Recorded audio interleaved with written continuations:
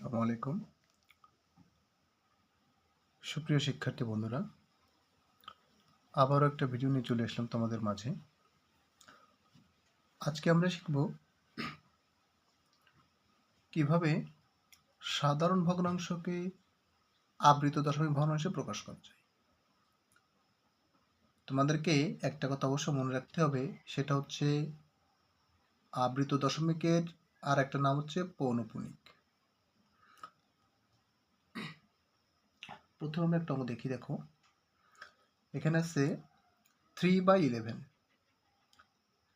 এটা একটা অপ্রকৃত ভগ্নাংশ। এখানে লব ছোট, হর বড়। তো সেক্ষেত্রে দেখি আমরা। দেখো, এখানে আমরা লবটাকে ভাজ্য হিসেবে ব্যবহার করব। এখন ভাজক কিন্তু এখানে 11। তো ভাজক 11 ভাজ্য 3 অপেক্ষা কিন্তু বেশ বড়। তো সেক্ষেত্রে 11 দ্বারা কিন্তু 3কে ভাগ করা সম্ভব নয়। এক্ষেত্রে আমরা প্রথমে একটা শূন্য দশমিক নিব।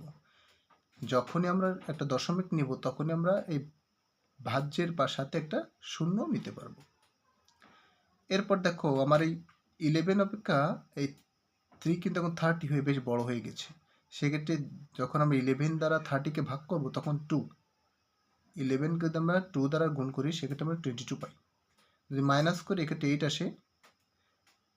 যখন আমরা এখানে যেহেতু পূর্বে একটা দশমিক নিয়েছি সেই জন্য আমরা কিন্তু বারবার একটা করে শূন্য নিতে পারবো।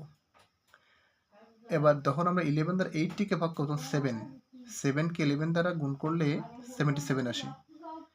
এক্ষেত্রে আবার বিয়োগ করলে আসে 3। যখন আবার যেহেতু দশমিক নিয়েছিলাম সেক্ষেত্রে কিন্তু আরও একটা শূন্য আমরা পাবো। আবার 11 দ্বারা তখন 30কে ভাগ করবো তখন 2 আসে 22।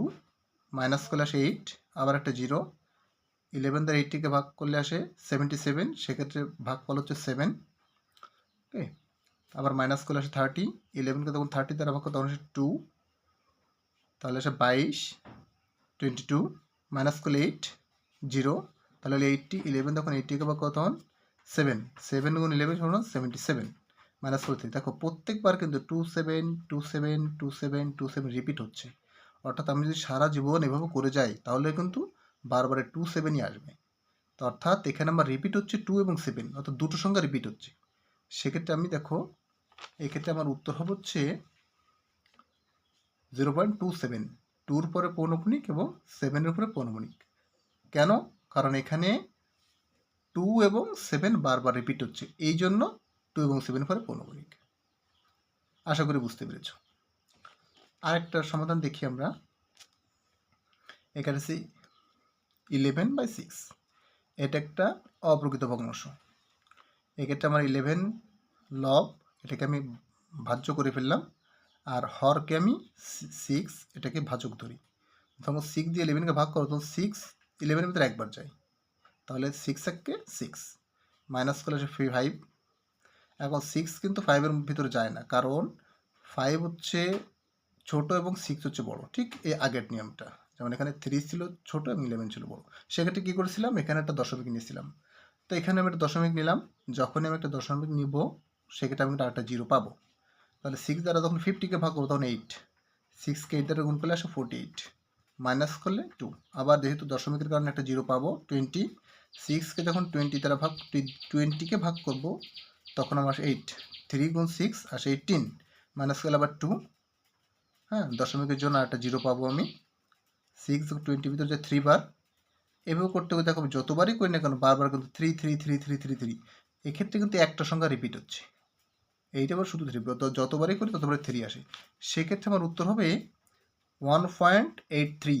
এখানে 3-এর উপর পৌনঃপুনিক হবে, কারণ আমার এখানে একটা সংখ্যায় রিপিট হচ্ছে, সেটা হচ্ছে 3। এই কারণে একটা পৌনঃপুনিক। আশা করি সবাই বুঝতে পেরেছ। এইবার তোমাদেরকে একটা নতুন সমস্যা দেখাবো, একবার ইউনিক। আশা করি সবাই সহজে বুঝতেই পারবা।